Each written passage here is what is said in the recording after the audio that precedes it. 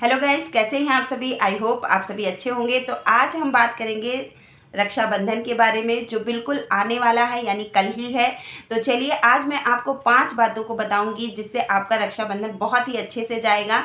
तो सबसे पहली बात है कि हमें अपने बच्चों को ये ज़रूर बताना है कि रक्षाबंधन हम क्यों मनाते हैं। क्योंकि हम कोई भी त्यौहार मनाते हैं तो उसके पीछे का जो उसी के पीछे की जो कथाएं हैं उसे जानना बहुत ज़रूरी है।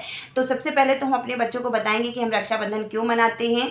तो जो भी कहानी है, जैसे आप कृष्ण भगवान की कहानी है कि द्रौपदी ने कृष्ण को सूत्र बांधा था और उन्होंने उसकी रक्षा करने का प्रण लिया था। तो जब उनका चीरहरण हो रहा था तो भगवान कृष्ण ने उनकी रक्षा की थी और हर समय उनकी रक्षा वो करते थे।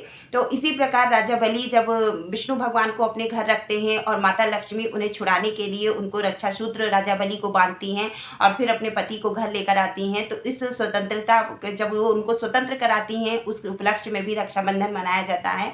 तो उसके पीछे जो भी कहानियाँ हैं वो ज़रूर अपने बच्चों को बताइए। क्योंकि बच्चों को भी जानना बहुत ज़रूरी है कि हम रक्षाबंधन क्यों मनाते हैं और उसके पीछे का लॉजिक क्या है।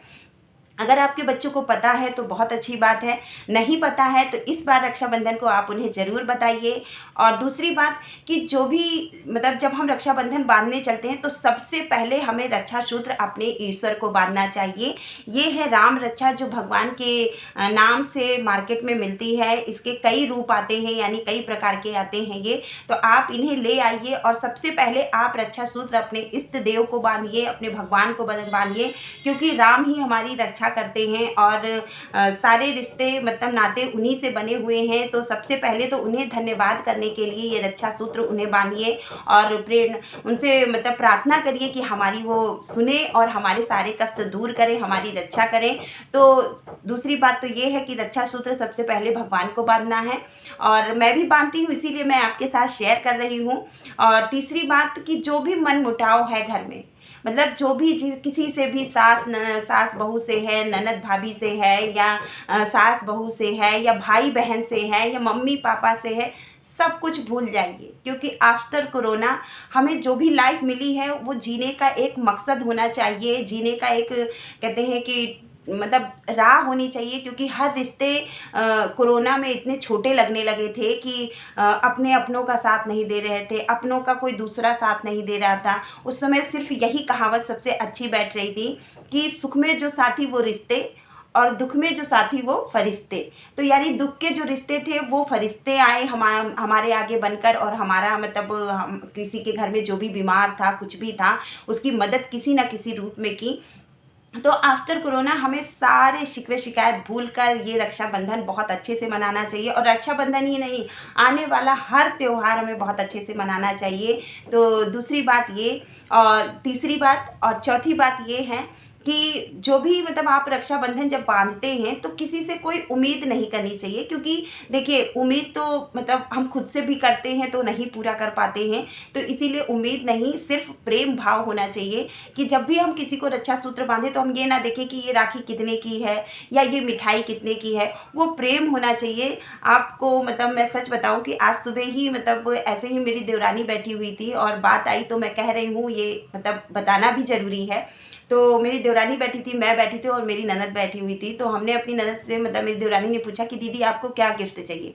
तो उन्होंने एक सेकंड भी नहीं लगाया, उन्होंने तुरंत बोला कि मुझे कोई गिफ्ट नहीं चाहिए, हम साथ में रहें, खुश रहें, सुरक्षित रहें, यही हमारा सबसे बड़ा गिफ्ट है। ये बात कोई उन्होंने कैमरे के सामने नहीं बोली, ना किसी को देख कर बोली, ये उनकी अंतरात्मा से झट से निकली हुई बात थी और मेरे मन को लग गई कि मैं ज़रूर ये बात अपने वीडियो के ज़रिए आप तक ज़रूर पहुँचाऊँगी कि हर व्यक्ति की यही सोच होनी चाहिए कि हम प्रेम से ये सूत्र बांधते हैं, किसी पैसे के लिए नहीं, किसी गिफ्ट के लिए नहीं, किसी कहते हैं कहते नहीं है कि ये बहुत महंगा है, ये बहुत सस्ता है, इसके लिए नहीं। आप 10 रुपए की राखी लेकर आइए, अपने भाई को बांध दीजिए, वो उसके बदले में आपको 500 दे रहा है, 1000 दे रहा है, 5000 दे रहा है। मैं एक कहानी और शेयर करना चाहती हूँ आप सभी के साथ कि मेरा भाई अमेरिका रहता है, हमारे साथ नहीं। मैं यहाँ दिल्ली में रहती हूँ और मेरे भाई सब यूपी में रहते हैं। और शायद शादी के बाद मैंने राखी नहीं बांधी उन लोगों के, लेकिन आज भी मेरा भाई अमेरिका से हर साल मुझे 5000 रुपये भेजता है। हमेशा। और मैंने कभी राखी नहीं बांधी, मतलब शादी के बाद शायद तो ऐसा मौका ही नहीं आया कि हम इकट्ठे हुए हों और हमने राखी सेलिब्रेट किया हो। तो मतलब मैं थोड़ा इमोशनल हो गई।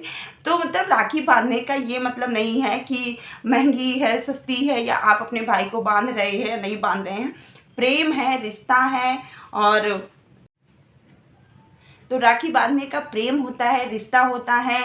कोई मतलब उसकी महंगा और सस्ता नहीं होता है। तो इस बात का भी ज़रूर ध्यान रखें कि ये बहुत ही मतलब आपके जीवन की खुशी के पल होते हैं कि आपको मौका मिल रहा है कि आप अपने भाई को राखी बांध रहे हैं। बहुत सारी बहनें हैं जिन्हें ये नसीब ही नहीं होता कि वो अपने बहनों भाई को राखी बांध सके। तो आप ज़रूर इस मतलब उत्सव को बहुत अच्छे से मनाइए, और जो भी पल हमें मिले हैं उसे खूब एंजॉय कीजिए, जाने मत दीजिए। अपने बच्चों को एंजॉय करने का मौका दीजिए, उन्हें अच्छे से राखी बंधवाइए, उन्हें बताइए, और मतलब हर तरफ से आप इसका एंजॉय करें। बस यही मेरे वीडियो के ज़रिए कहने की बात, मतलब मैं कहना चाहती हूँ आप सभी से कि खूब एंजॉय करें, क्योंकि हमारे देश में, हमारे समाज में बहुत ऐसे प्राणी हैं जो अपना मतलब बहुत ऐसे व्यक्ति हैं, बहुत ऐसे बहनें हैं, बहुत ऐसी मतलब भाई हैं जो अपने बहनों तक नहीं पहुँच पा रहे हैं और राखी नहीं मना पाते हैं। वो दूर से ही, फ़ोन से ही, वीडियो कॉलिंग से ही रक्षाबंधन मनाते हैं। तो जिसको भी ये अवसर मिल रहा है उसे सारे गम, सारे शिकवे सब कुछ भुलाकर इतने अच्छे से सेलिब्रेट कीजिए कि वो आपके लाइफ का सबसे यादगार रक्षाबंधन होना चाहिए। तो मेरे मतलब मैं अपने वीडियो के ज़रिए बस यही कहना चाहती हूँ। तो आई होप आपको मेरी बात समझ में आई होगी, और इस बार आप अपने आप से, सेल्फ से वादा करिए कि हमें हर त्योहार बहुत अच्छे से मनाना है, क्योंकि हमारे पास कोई नहीं कह सकता कि हम बहुत साल जिएंगे या हमारे पास बहुत सारा समय है। कोई समय नहीं है, सिर्फ हमारा प्रेजेंट हमारे साथ है। आज जो हम जी रहे हैं बस वही हमारे साथ है। तो उस पल को आप खूब एंजॉय कीजिए, खूब अच्छे से मनाइए, अपने बच्चों से मनवाइए और खूब अच्छे से एंजॉय कीजिए। तो आज के वीडियो में बस इतना ही, और ज़्यादा से ज़्यादा मेरे वीडियो को लाइक करें, शेयर करें, सब्सक्राइब करें, और फेसबुक पेज पे मुझे फॉलो करें। धन्यवाद।